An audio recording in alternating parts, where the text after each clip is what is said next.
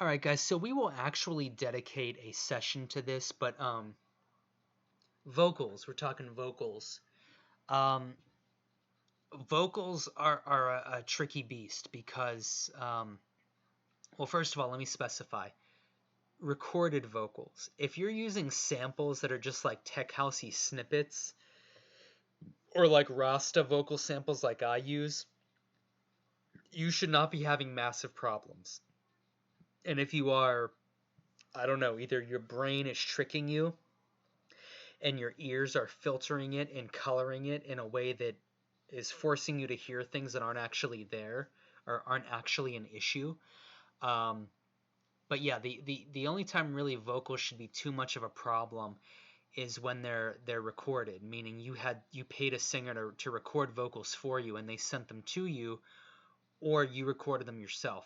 Um, I mean, couple no-brainer things, obviously. Did you get a clean recording? Um, a quick and dirty way to do that is put your mic either in or facing a closet that's filled with jackets and sweaters and blankets and create a real dead space. The vocal might come out a little dull as a result of all the soundproofing, but it should be pretty darn good. As far as vocals generally speaking, and I mean, a lot of people build things up to be more than they really are, guys. It just isn't that big of a deal. Vocals, you know, um, do a high pass filter. So another way of saying that is cut the bass out of the vocals at about 150, maybe 200, 250, maybe even 300 if you can cheat it. And I always like to put an extra little dip, so don't just hard curve it at like 150. I like to actually like dip it even more. Like the curve is at 150, but I dip that elbow even in more a little bit. Um, and I think vocals really, the big thing that people have an issue with vocals is compression. I have come to find that most new producers do not compress the shit out of their vocals like they need to. They slap on some gentle compression and treat it like it's porcelain. Um, Excuse me, like it's fine china, like it's porcelain, like it's fine china. Um, and they're just not squeezing it enough, and they're like, well, my vocals are jumping out in the mix in times, and then other times they're getting lost in the mix. I have a compression on it. What's wrong? Generally speaking, what's wrong is you haven't squeezed it.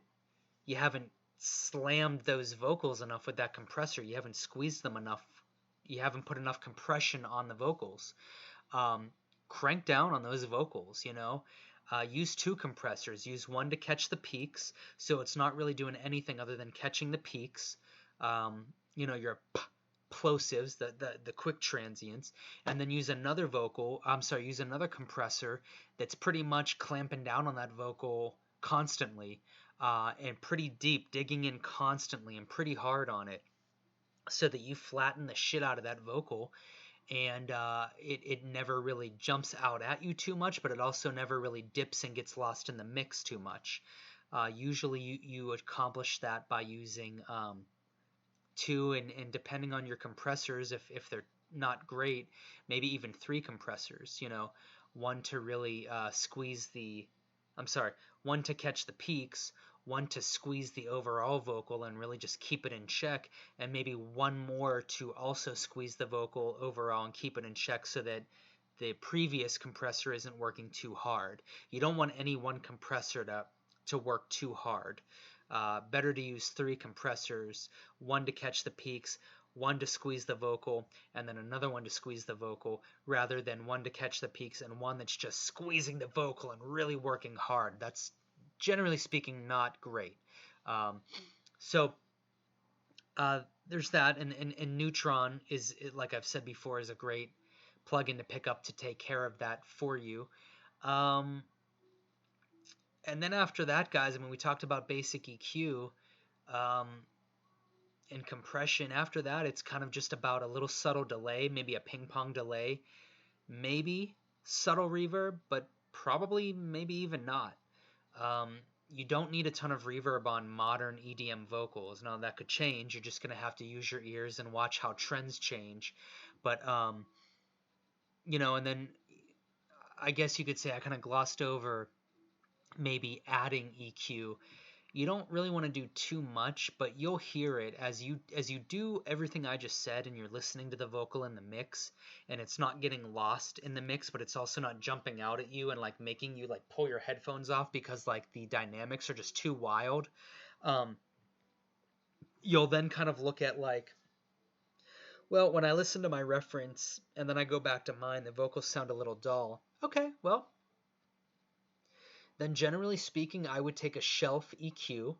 I wouldn't close in on any one frequency with like a bell curve. I would do a shelf EQ, so it kind of like lifts up all of the top end rather than like a bell curve that just like pinpoints a certain frequency along the line, and then when it pinpoints that frequency, it lifts that frequency up. I would do a bell curve and just lift up the top end in general, maybe from like 3K, 5K, maybe even 8K, maybe even higher, 10K. It just depends on if you're looking for just top end sparkle, uh, 10K, 8K maybe. If you're looking for a little more of like overall presence, maybe closer to like 1K, like I was saying before, like 2 or 3K, 5K. Um, just kind of a high-end shelf, if you will. If you want to experiment with notching out problem frequencies, you can. So basically just take a bell curve, uh, find a frequency that might be a problem, turn it up, and then drag that bell curve all the way across the frequency spectrum of those vocals. And when you hear a really annoying like hum that almost sounds like when you take a beer bottle or a soda bottle and you blow on the lip of it, and it creates that weird like whoo hum, you'll kind of hear something annoying like that. That's the frequency, and it's turned up. So then just do the opposite. Don't move the frequency, just turn that frequency down. So the bell curve no longer becomes a bell, it becomes more of like a U. So what was kind of like a lowercase n, a bell curve turned up, that bell curve eventually gets turned down, and that n inverts and turns into a U, basically. You can do stuff like that.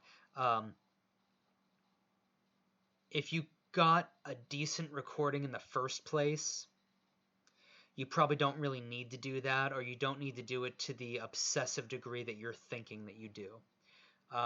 Clear out the low end, clear out some mud if you must, boost the highs if it needs it, but really just squeeze the hell out of it with compression. That's the biggest mistake I see people making. Once you get control of the dynamics with a compressor or three, and more likely like 2 or 3 you're going to need. Go ahead and throw a little ping pong delay on it. Nothing real wild, at least to start, and maybe a little reverb, but probably more so like the delay. And from there, yeah, just if you want to, if the song calls for it, more than likely it will. Duplicate those vocals a few times and change them a little bit so that there's no phasing issues. And what I mean by changing them a little bit is adjust the compressor settings a little, adjust the EQ settings a little, maybe nudge it on the timeline, the arrangement view, just a little bit forward or a little bit backwards. You could even pitch it.